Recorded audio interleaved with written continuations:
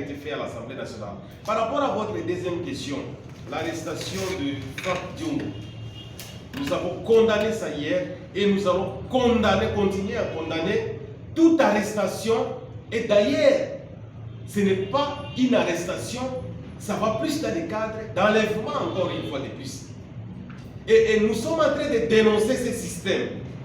Nous le dénonçons encore une fois devant le monde entier, devant vous les journalistes et le monde entier, où aujourd'hui l'opposition se sent en insécurité totale. Il suffit qu'il y ait un groupe de gens qui se retrouvent quelque part, vous ne savez même pas leur qualité, on vient vous prendre et on vous amène quelque part.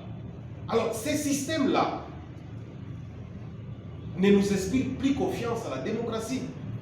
Quand vous essayez de parcourir ou d'analyser les arrestations de ces derniers jours, à commencer par Mike Moukebaye, des hommes surgissent comme ça, avec un véhicule, on prend, on va les cambouler, et quoi, tout ça, on l'amène destination inconnue. Vous prenez le cas de Salomon. On vient, on les transporte comme ça, on les saisit, on ne sait pas c'est qui, et voilà, on l'amène destination inconnue. Même chose aujourd'hui, Safou, après avoir comparé à la commission qui était censée siéger sur son cas, il quitte l'Assemblée nationale. Il y a un groupe de gens qui le pourchassent, qui vont dévaliser tout, là où il était dans les quartiers, ils vont même s'attaquer à un hôtel où il faisait des réunions. Et on ne sait pas la nature, l'identité de tous ces gens-là. Heureusement, lui, il va s'échapper, mais on va arrêter des gens derrière lui. Alors, vous voyez aujourd'hui le cas de Franck Diongo. Ils étaient au deuil, et le chef de l'État, selon ce que j'ai entendu, était aussi au deuil. Et quand il rentre, paf, on voit des mouvements de véhicules qui les poursuivent, et paf, un groupe de gens, on les prend, on l'amène destination inconnue. Mes frères, nous sommes face quand même à un pays qui était en train de voler comme un état de droit, un pays démocratique. Mais avec cette façon de faire, nous tous, nous sommes à l'insécurité. Aujourd'hui, moi, je dois aller, je dois voyager, mais je ne sais plus voyager parce que je ne saurais pas prendre des gardes, parce que je ne fais plus confiance même aux documents que la police ou même l'armée peut me livrer pour circuler. Je ne fais plus confiance. Donc si je réquisitionne des éléments armés pour me protéger, je parle surtout de la police, on aura un document, mais ce même document peut être remis à question, vous dites non, vous détenez une arme illégalement. Bon, Franck Diongo, selon ce que nous voyons dans les réseaux, il aurait des armes à feu dans son véhicule.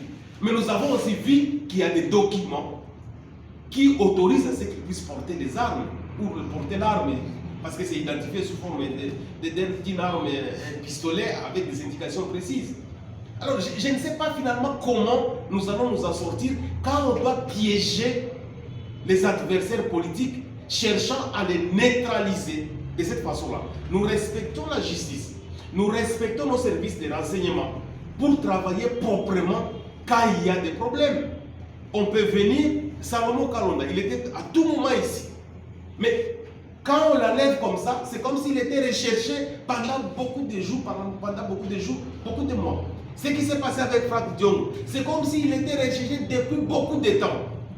Non, mais je crois qu'à un moment donné, nous sommes en train de demander au président Félix Tshisekedi. Il est au pouvoir aujourd'hui. Il ne sera pas éternel au pouvoir. Et qu'il voit un peu l'après son règne, comment ça va devenir. Qu'est-ce qu'il adviendra si aujourd'hui il laisse le pays dans une situation de chaos, comme on est en train de le voir maintenant. Il faut qu'il réfléchisse à l'après-pouvoir. Donc pour revenir à votre question, l'opposition, ou nous des Ensemble pour la République, nous sommes très inquiets de cette procédure actuelle de procéder à l'enlèvement des individus et après ouvrir des enquêtes tout en les maintenant déjà en détention. Parce que le danger c'est quoi? Nous ne saurons plus qui est de tel service, qui n'est pas de tel service. Donc des jeunes peuvent s'organiser comme des bandits. Ils viennent là-bas, ils vous prennent, ils vous saisissent. Vous ne saurez pas, bon, est-ce que c'est l'État? Est-ce que ce n'est pas l'État? On vous appelle quelque part, on va vous tuer. Et l'État peut dire non, non, non, ça ce n'était pas moi. Vous voyez ce que ça pourrait donner comme problème. C'est une confusion totale aujourd'hui qu'on est en train de s'aimer.